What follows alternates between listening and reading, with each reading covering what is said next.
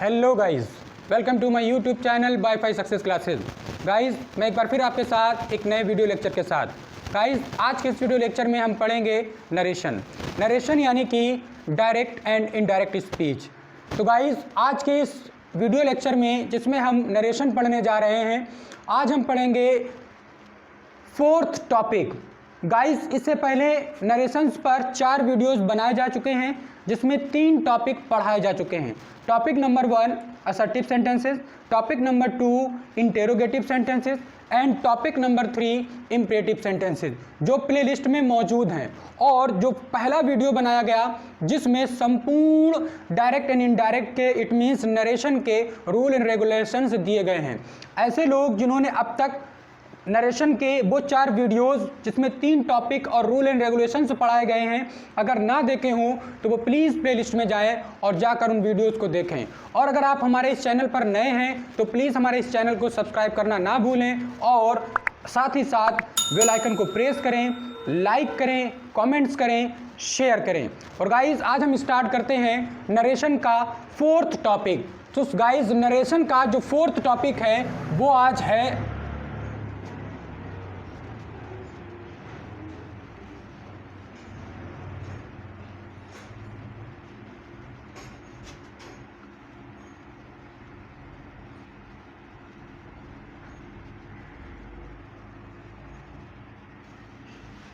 Optative sentences.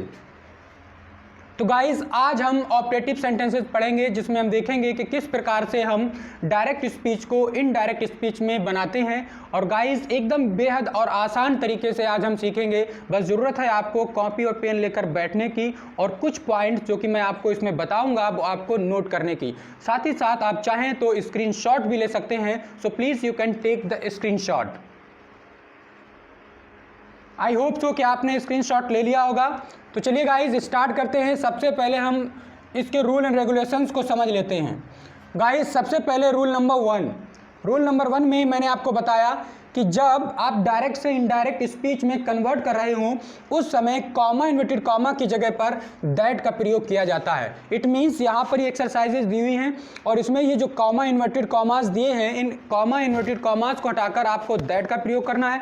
जबकि guys, एक category sentence की ऐसी भी होगी जिसमें दैट का प्रयोग नहीं किया जाएगा। जब वो सेंटेंस आएगा तो मैं आपको ये भी बताऊंगा कि दैट का प्रयोग कॉमा इन्वर्टेड कॉमा की जगह पर किया जाता है, परंतु कुछ एक ऐसी भी परिस्थिति है जहां पर दैट का भी प्रयोग नहीं किया जाता है। Guys, now see the next यानी कि सेकंड रूल में है गाइस कि यदि सेंटेंस में ये सेंटेंसेस दिए हुए, इन सेंटेंसेस में दिया हो, जैसे कि यहां पर देखिएगा ये में कई सारे सेंटेंसेस में वर्ड दिया गया है। गाइस, ये में वो वाला में नहीं है जो आपने इससे पहले वीडियोस में पढ़ रखा है, जिसका अर्थ सकता है, सकती है, सकते हैं हुआ करता है। यहाँ पर इसका एक अपना स्पेशल यूज है। तो गाइस, जब किसी सेंटेंस में दिया हो, इट मीन्स ऑप्टेटिव सेंटेंस होगा वो और उसमें में दिया होगा, तो में को आपको डायरेक्ट से इनडायरेक्ट में चेंज करते समय आपको बना देना है माइट। तो आप में का माइट कर देंगे। थर्ड रूल के अकॉर्डिंग आपको गाइज ये जो एक्सक्लेमेशन मार्क है, इस एक्सक्लेमेशन मार्क को हटाकर और दिया गया सेंटेंस जो कि ऑप्टेटिव होगा, दिया हुआ सेंटेंस जो कि ऑप्टेटिव होगा, उस ऑप्टेटिव को आपको असर्टिव में बदल देना है। गाइज, यदि आप ये नहीं समझ पाते कि ऑप्टेटिव सेंटेंसेस कहते होते हैं तो आपको 2 बातें याद रखनी है। सबसे पहले कि ऑप्टेटिव सेंटेंसेस वो होते हैं जिसमें ये एक्सक्लेमेशन मार्क लगा होता है, विस्मयादि बोधक चिन्ह। आप इन सेंटेंसेस को देखेंगे, आप जितनी भी रिपोर्टेड स्पीच देखेंगे, आप देखेंगे सभी रिपोर्टेड स्पीच में एक्सक्लेमेशन मार्क लगे हुए हैं। चाहे आप देखें, इसमें देख लें, इसमें भी सभी सेंटेंसेस में आपको एक्सक्लेमेशन मार्क मिलेंगे, क्योंकि जब एक्सक्लेमेशन मार्क होता है तो वो ऑप्टेटिव सेंटेंस होता है या फिर एक्सक्लेमेटरी होता है। But right now we are talking about the optative sentences. So optative sentences का जो परिचय है वो सिर्फ इतना ही नहीं है कि आपने एक्सक्लेमेशन मार्क देख लिया और ऑप्टेटिव हो गया, बल्कि आपको ये भी जानना है कि ऑप्टेटिव सेंटेंस में ईश्वर से प्रार्थना की जाती है। याद रखें, ये जो प्रार्थना है वो गॉड से प्रार्थना यानी कि ईश्वर से प्रार्थना की बात चल रही है, तो ईश्वर से प्रार्थना की जाती है, ऐसा सेंटेंस ऑप्टेटिव होता है। या कोई किसी को वरदान देता है, वरदान देता है अर्थात दूसरे शब्दों में कहें तो दुआ देता है, तो उसको ऑपरेटिव सेंटेंस कहते हैं। अभिशाप यानी कि बद्दुआ देता है, जब कोई किसी को बद्दुआ देता है, किसी के लिए बुरा भला कहता है, तो उसको भी हम ऑपरेटिव सेंटेंस कहते हैं। या यूँ समझे कि जिन वाक्यों में इस प्रकार के भाव प्रकट किए गए हों, ऐसे वाक्य आपके ऑपरेटिव सेंटेंस कहलाते हैं। नेक्स्ट है शुभकामना। जिन वाक्यों में शुभकामना व्यक्त की जाती है, ऐसे वाक्य भी ऑपरेटिव सेंटेंस ही कहलाते हैं। नेक्स्ट है स्वागत। जिन वाक्यों में स्वागत किया गया होता है, वेलकम, जैसे कि मैंने आपका वेलकम किया था, welcome to my YouTube channel WiFi success classes, तो ऐसे वाक्य भी ऑपरेटिव सेंटेंस में ही आते हैं। और नाउ आप देख रहे हैं आभार। जब कोई किसी को आभार प्रकट करता है, यानी कि धन्यवाद अदा करता है, तब भी वो सेंटेंस ऑपरेटिव के ही कहलाते हैं। और नेक्स्ट है गाइस बधाई। जब किसी को कोई बधाई देता है, तो भी ये सेंटेंस ऑपरेटिव सेंटेंसेस ही कहलाते हैं। और लास्टली है विदाई। जब विदाई का भाव एक्सप्रेस किया जाता है, तो भी वो ऑपरेटिव सेंटेंसेस ही कहलाते हैं। फाइनली मैं कहना ये चाहता हूँ कि जितने प्रकार के ये एक्सप्रेशन लिखे हैं, इनमें से कोई भी भाव प्रकट किए गए हों, किसी भी प्रकार के एक्सप्रेशन अपने सेंटेंसेस में एक्सप्रेस किए गए हों, ऐसे सेंटेंसेस ऑपरेटिव सेंटेंस कहलाते हैं, जिनको बनाने के रूल आपने 3 देख लिए। अब आपको देखना है रूल नंबर 4। तो गाइज रूल नंबर 4 में आपको ये सीखना है कि जो रिपोर्टेड स्पीच होती है, रिपोर्टेड स्पीच, अब रिपोर्टेड स्पीच जो कि आप पहले से ही जानते हैं होता है सैड। इस रिपोर्टेड स्पीच यानी कि सैड को किस में परिवर्तित किया जाता है? तो गाइज ये सैड जो है या सैड टू, सम टाइम ये सैड टू भी होता है। तो सैड हो गाइज या हो सैड टू। इस सैड टू को और सैड को हम निम्न प्रकार से बदलते हैं जो आपके सामने दिए हुए हैं। नंबर 1 कि प्रेड में। तो प्रेड में हम गाइस तब बदलते हैं जब प्रार्थना करने का भाव प्रकट हो। ब्लेस्ड जब वरदान देने का भाव प्रकट हो, यानी कि दुआ देने का भाव प्रकट हो। कर्स्ड जब किसी को बद्दुआ यानी कि अभिशाप देने का भाव प्रकट हो। विज्ड जब शुभकामनाएं व्यक्त करें, शुभकामनाएं व्यक्त करते हैं तब हम विज्ड का प्रयोग करते हैं सैड या सैड टू की जगह पर। नेक्स्ट है जब हम स्वागत करते हैं तो हम वेलकम्ड करते हैं, और जब हम आभार प्रकट करते हैं तो थैंक्ड सैड और सैड टू की जगह पर यूज किया करते हैं। और जब हम बधाई देते हैं तो कॉन्ग्रेचुलेटेड, और लास्टली जब विदाई होती है तो विदाई को प्रकट करने के लिए हम इसी सैड और सैड टू की जगह पर बेड का प्रयोग करते हैं। इट मीन्स फाइनली आप एक बार फिर समझ लें कि सैड या सैड टू को निम्न प्रकार से चेंज कर दिया जाता है उनके ये हिंदी में लिखे हुए हैं भाव यानी कि एक्सप्रेशंस को देखकर। अगर निम्न प्रकार के एक्सप्रेशंस सेंटेंसेज में एक्सप्रेस किए गए हैं तो आपको उन्हीं के अकॉर्डिंग रिपोर्टेड स्पीच की रिपोर्टिंग स्पीच की जो वर्ब है ये बदल कर आपको बना देनी है, यानी कि सैड या सैड टू से चेंज करके आपको इसमें लिख देना है। ये आपकी रिपोर्टिंग स्पीच की वर्ब है। तो गाइस ये रहे रूल्स। अब इन रूल्स के अकॉर्डिंग हम सेंटेंसेस को चेंज करेंगे डायरेक्ट से इनडायरेक्ट में। तो sentence number 1 guys, sentence number 1 है he said may God bless you. तो guys may God bless you, ईश्वर तुम पर कृपा करे। इसमें ईश्वर से प्रार्थना की गई है।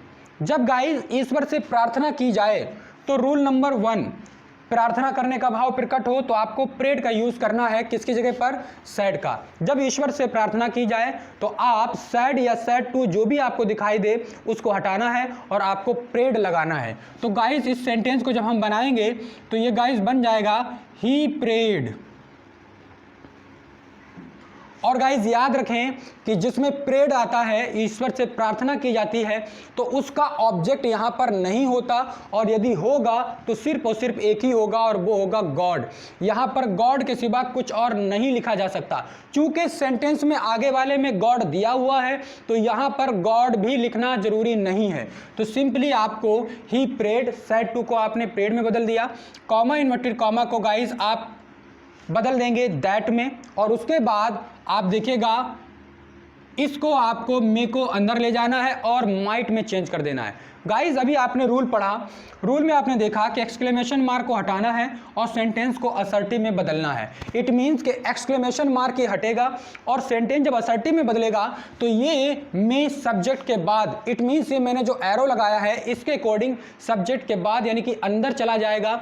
और चूंकि आपने रूल ये भी पढ़ा था कि मे को आप माइट कर देंगे, इसलिए पूरी तरीके से इसको इस तरह से बनाया जाएगा कि आप लिखेंगे गॉड में अंदर जाकर गाइस बन जाएगा माइट और उसके बाद ब्लेस यू और एक्सक्लेमेशन मार्क हटाकर full stop, God might bless you. तो गाइज अब ये असर्टिव सेंटेंस बन गया, मे का माइट भी हो गया, कॉमा इन्वर्टेड कॉमा की जगह पर दैट भी हो गया, चूंकि प्रार्थना की गई थी इसलिए सैड या सैड टू का प्रेड भी हो गया। Now see the next example. Guys अब हमारे सामने है नेक्स्ट एग्जाम्पल। नेक्स्ट एग्जाम्पल में है the mother said to her son may you live long. एक माँ ने अपने बेटे को जो है वो दुआ दी है, एक माँ ने अपने बेटे को दुआ दी है, इट मीन्स वरदान दिया है, उसके लिए दुआ की है। तो गाइज जब दुआ दी जाए तो आपको ब्लेस्ड लगाना है, जैसा कि आप जानते हैं कि दुआ देना की ब्लेस्ड होती है। तो हो जाएगा गाइज इसमें सैड टू की जगह पर the mother blessed, blessed said to की जगह पर हर सन, और कॉमा इन्वर्टेड कॉमा में आपको क्या कर देना है, दैट का प्रयोग करना है कंजक्शन का। उसके बाद वही रूल आपको दोबारा फॉलो करना है जो ऊपर किया है कि एक्सक्लेमेशन मार्क को हटाकर आपको सेंटेंस को असर्टिव में बदलना है।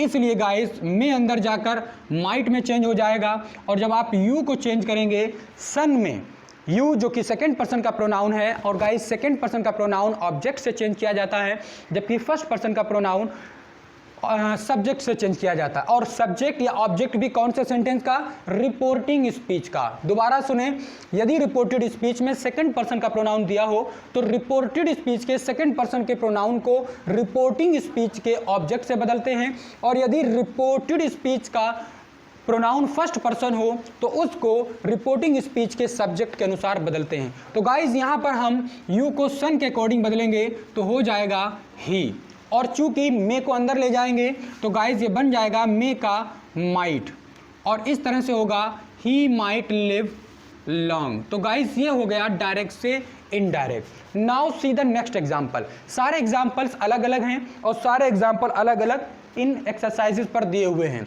गाइज नेक्स्ट एग्जाम्पल है the hermit said may you go to hell. तो देखो गाइज इस सेंटेंस में may you go to hell, एक हर्मिट यानी कि साधु जो है वो अभिशाप दे रहा है, जिसको दूसरे शब्दों में कहेंगे तो बद्दुआ दे रहा है। और जब अभिशाप दिया जाए या बद्दुआ दी जाए तो आपको ये जो सैड या सैड टू है गाइस, इस सैड या सैड टू की जगह पर आपको कर्ज्ड का यूज करना है। तो यहां पर हम सैड टू को कर देंगे कर्ज्ड। अब गाइस यहां पर एक चीज और आ जाती है, may you go to hell, ये यू कौन है हमको पता नहीं।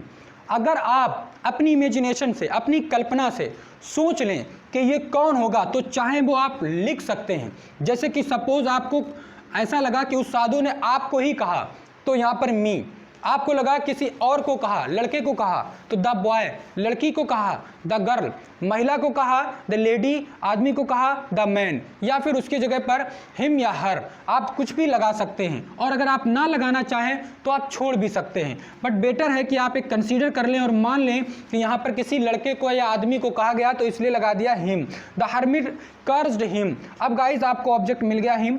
अब आप क्या करेंगे कि मे को अंदर ले जाएंगे, माइट में चेंज कर देंगे, यू को ऑब्जेक्ट के अनुसार जो कि आपने यहाँ पर अपने आप क्रिएट किया है। अगर आप अपने आप क्रिएट ना करते तो वो यू का यू ही रहता। और गाइज कॉमा इन्वर्टेड कॉमा की जगह पर आप दैट लगाएंगे और इस प्रकार से ये सेंटेंस हो जाएगा ही माइट, यू को ही में बदल दिया और मे अंदर जाकर माइट में चेंज हो गया। और उसके बाद नेक्स्ट जो है वो सेम रहेगा, माइट गो टू हेल। और गाइस इस तरह से एक्सक्लेमेशन मार्क हटाकर सेंटेंस को असर्टिव बना लिया, क्योंकि ऑपरेटिव सेंटेंस डायरेक्ट से इनडायरेक्ट में बदलने पर अब ऑपरेटिव नहीं रहता बल्कि असर्टिव में चेंज हो जाता है। सो गाइस ये था आपका एग्जाम्पल। अब हम देखते हैं नेक्स्ट एग्जाम्पल। नेक्स्ट एग्जाम्पल को जब आप देखेंगे तो आप देखेंगे इसमें भी कुछ अलग है, कुछ नया है। He said to me, thanks, thanks किया है यानी कि आभार प्रकट किया है। यू हेल्प्ड मी, तो गाइस जब आभार प्रकट किया जाए या यूँ समझो कि सेंटेंस में थैंक्स आए या थैंक यू आए, तो इस तरह से आने पर आपको ये जो रिपोर्टेड स्पीच है इसकी जगह पर आपको सिंपली थैंक्ड का यूज़ कर लेना है। तो गाइस बहुत आसान है, आपको इसमें कोई मेहनत नहीं करनी, बस थोड़ा सा दिमाग लगाना है। ये थैंक्स यहाँ से उठाया और यहाँ पर सैड टू की जगह पर थैंक्ड में चेंज करके रख दिया, तो हो गया ही थैंक्ड मी। और गाइस दैट लगाकर जो दूसरा सेंटेंस है उसको जोड़ दिया। जब आप दूसरे सेंटेंस को जोड़ेंगे तो गाइस तो इसका यू जो मी में चेंज होगा और गाइस यहाँ पर हो जाएगा आई, और इस तरीके से ये हो जाएगा आई हैड हेल्प्ड।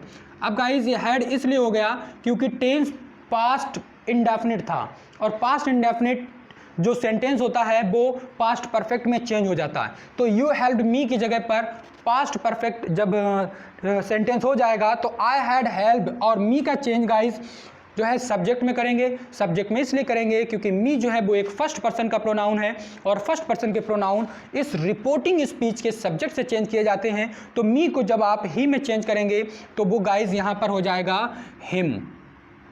तो गाइस इस तरह से सेंटेंस बना, he thanked me that I had helped him.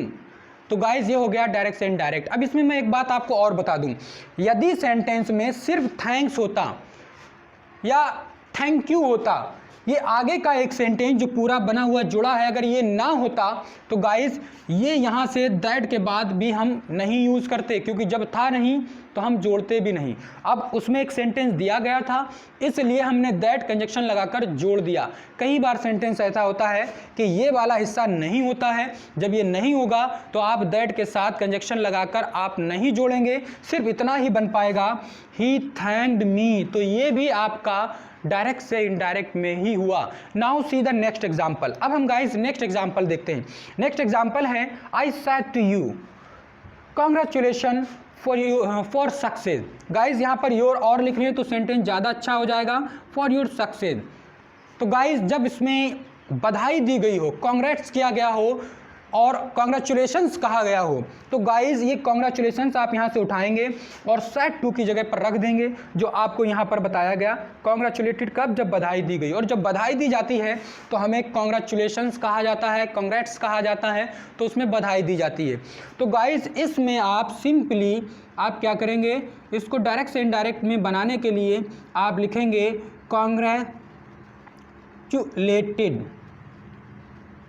I congratulated you. तो गाइज ये कॉन्ग्रेचुलेशंस यहाँ पर कॉन्ग्रेचुलेटेड बनकर आ गया। अब आपको फॉर योर सक्सेस यही साथ में लिख देना है, फॉर योर सक्सेस। अब गाइज आपने देखा कि इस सेंटेंस में हमने ना ही दैट लगाया है, कंजक्शन दैट का भी प्रयोग नहीं किया, और आगे कोई सेंटेंस भी नहीं बनाया। क्यों नहीं बनाया? क्योंकि गाइस आगे कोई सेंटेंस था ही नहीं। जब सेंटेंस था ही नहीं तो हम दैट कंजक्शन लगाकर उस सेंटेंस को नहीं लिख पाएंगे। यदि अगर आप फिर भी चाहते तो इसे एक दूसरी विधि से बना सकते थे, और उस विधि के अकॉर्डिंग आप कॉमा इन्वर्टेड कॉमा में आप दैट लगाते, और ये जो था गाइस फॉर योर सक्सेस, इसको आप एक पूरे सेंटेंस में चेंज करते और आप सेंटेंस ये मान लेते, कंसीडर कर लेते यू हैव सक्सीडेड, और जब आप यू हैव सक्सीडेड मान लेते तब एक सेंटेंस निकल आता, और तब आप दैट लगाकर उस सेंटेंस को डायरेक्ट से इनडायरेक्ट में कन्वर्ट कर सकते थे। तो गाइज इसको एक और भी प्रकार से बनाया जा सकता है। Now see the next example. Next example है guys the boy said to me good morning sir. तो गाइस इसमें शुभकामना व्यक्त की गई है। शुभकामना अर्थात ये देखिएगा आप, ये शुभकामना व्यक्त की गई है, और जब शुभकामना व्यक्त की जाती है तो विश्ड लगाया जाता है। अब गाइस यहाँ पर एक बात का आपको खास तौर से ध्यान देना है, शुभकामना व्यक्त किन शब्दों में की जाती है? Good morning, good afternoon, good evening, ये सभी शुभकामनाएं व्यक्त करने वाले शब्द हैं। Happy Holi, happy Eid, happy Diwali, इस प्रकार से जितने भी हैं, हैप्पी न्यू ईयर, ये सब शुभकामना व्यक्त करने वाले शब्द हैं। और जब शुभकामना व्यक्त किए जाने वाले शब्द होते हैं तो हम उनको एक्टिव डायरेक्ट से इनडायरेक्ट में बदलते समय गाइस हम जो है वो क्या कर लेते हैं, सैड या सैड टू को हम विश्ड में बदल देते हैं। तो चलिए हम इस सेंटेंस को सॉल्व करते हैं, देखते हैं। और सेंटेंस है द बॉय विश्ड, तो सैड टू को गाइस हमने चेंज कर दिया विश्ड में। द बॉय विश्ड मी, और उसके बाद गाइस आप देखेंगे यहाँ पर, अब यहाँ पर आपको काफ़ी ध्यान देना है, और काफ़ी ध्यान ये देना है कि आप सोचेंगे कॉमा इन्वर्टेड कॉमा की जगह पर यहाँ पर दैट लगाना है, नहीं लगाना है गाइस। क्यों? क्योंकि दैट एक कंजक्शन है और ये that conjunction comma inverted comma की जगह पर तभी लगाया जाता है जब आपको एक अगला सेंटेंस लिखना हो। और गाइस ये जो गुड मॉर्निंग लिखा हुआ है गाइस, ये सेंटेंस नहीं है, क्योंकि वो लाइन तब तक सेंटेंस नहीं होती जिसमें सब्जेक्ट के साथ वर्ब उसको लीड ना करे या फॉलो ना करे। गाइस इसमें कोई वर्ब नहीं है, बिना वर्ब की कोई सेंटेंस नहीं होता, तो इसलिए गाइस ये सेंटेंस नहीं है, ये एक एक्सप्रेस करने वाला एक एक्सप्रेशन यानी कि फ्रेज की तरह है, जिसको आप बिना दैट लगाए या यूं समझे गाइस सिंपली, जिसमें आप विज्ड लगा लेंगे उसमें आपको दैट लगाने की आवश्यकता नहीं पड़ेगी, इसलिए आप इसको सिंपली यूं ही बिना दैट लगाए गुड मॉर्निंग लिखकर आप सेंटेंस को जोड़ देंगे। और गाइस ये रहा सर। इस सर को एक्सप्रेस करने के लिए आपको चाहिए कि आप यहाँ से सर हटा दें और जिसके लिए सर कहा गया है उसके साथ यानी कि ऑब्जेक्ट के साथ रिस्पेक्टफुली लिखकर आप उनका एक्सप्रेशन पूरा कर दें, यानी कि सर को हटाएंगे और यहाँ पर रिस्पेक्टफुली लिख लेंगे और उसके बाद आप जो आपने वहाँ पर विश किया है यानी कि गुड मॉर्निंग विश किया है तो आप लिख देंगे गुड मॉर्निंग। तो गाइस ये था हमारा ये वाला सेंटेंस जो पूरा हो गया, जिसमें विज्ड तो लगता है और विज्ड के लगने पर कॉमा इन्वर्टेड कॉमा की जगह पर दैट पॉसिबली नहीं लगता है। अब हम देखते हैं लास्ट एग्जाम्पल। गाइस जितने भी एग्जाम्पल्स थे वो सारे एग्जाम्पल एक ही एक थे और इसके अकॉर्डिंग थे। जितने तरह से रिपोर्टिंग वर्ब को बदला जाता है उतने ही सेंटेंस एग्जाम्पल में दिए गए थे ताकि वीडियो छोटा बने, ज़्यादा बड़ा ना बने। इस टॉपिक को पढ़ने के बाद आपको ज़रूरत है कि आप इस पर प्रैक्टिस करें और किसी बुक को लेकर आप जो है उनमें दिए गए सेंटेंसेस को डायरेक्ट से इनडायरेक्ट में बनाकर प्रैक्टिस करें। तो guys now see the next and last है I said to her goodbye. इसमें गाइस विदाई है, डिपार्चर, और जब गाइस विदाई होती है यानी कि डिपार्चर होता है तो हम सैड टू को बदलते हैं बेड में, तो हो जाएगा गाइस आई बेड हर। और साथ में इसमें भी गाइस आपको कॉमा इन्वर्टेड कॉमा की जगह पर दैट का प्रयोग नहीं करना है और सिंपली ये भी हो जाएगा आई बेड हर गुड बाय। तो गाइस ये था आज का हमारा वीडियो और आज हम पढ़ रहे थे नरेशन जिसको हम डायरेक्ट इनडायरेक्ट भी कहते हैं, और नरेशन का ये चौथा टॉपिक था जिसका नाम था ऑप्टेटिव सेंटेंसेस। और गाइस इससे पहले भी हमारे 4 वीडियोस बनाए जा चुके हैं नरेशन पर, प्लेलिस्ट में जाकर आप उनको पढ़ लें, जिसमें 3 टॉपिक हैं और पहला जो वीडियो है उसमें संपूर्ण यानी कि कंप्लीट रूल एंड रेगुलेशंस हैं डायरेक्ट एंड इनडायरेक्ट के, विच इज़ मोस्ट इंपॉर्टेंट। अगर आपको हमारा ये वीडियो पसंद आया हो तो प्लीज़ हमारे इस यूट्यूब चैनल को सब्सक्राइब करें, लाइक करें और कॉमेंट्स करना बिल्कुल भी ना भूलें। All the best.